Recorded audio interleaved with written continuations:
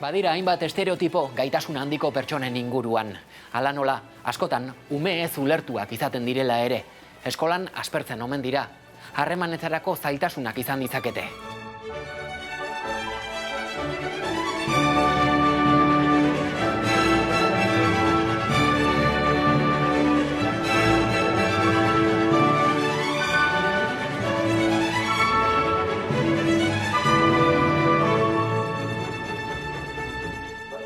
Beraz, semeek ere adimen handiak dituzela albistea jaso zenuenean, ez zenuen sorpresaz jaso albistea? Ez, esan sorpresa egon zan preokupazioa.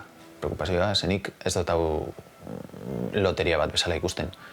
Nik ikusten ditut alde txar guztiak eta batez be porrot eskolarra. Porrot eskolarra hor dago, niretzat horizontean momentu honetan dagoen gauzarik garrantzitsuena. Horretaz eskapatzea.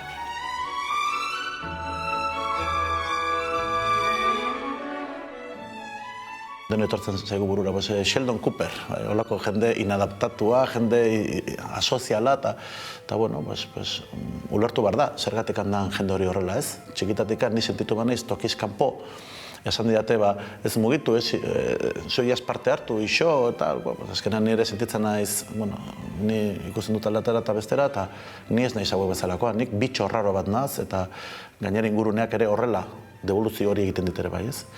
Hor egoten da, sozialki, istura bat egoten da.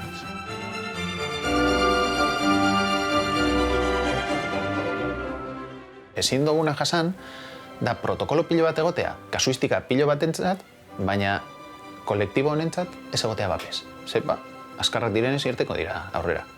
Eta hori ez da egia, hor dauz datuak.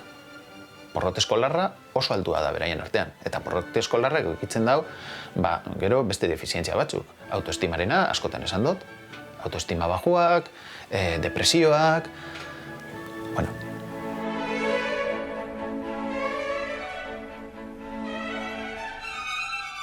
Alegia, gaitasun handiek bizitzan porrota eta zaputza ekar ditzakete. Zeintzuk dira zure afizioak? Informatika eta bideojokoak eta hori eta musika, gitarra jotzea.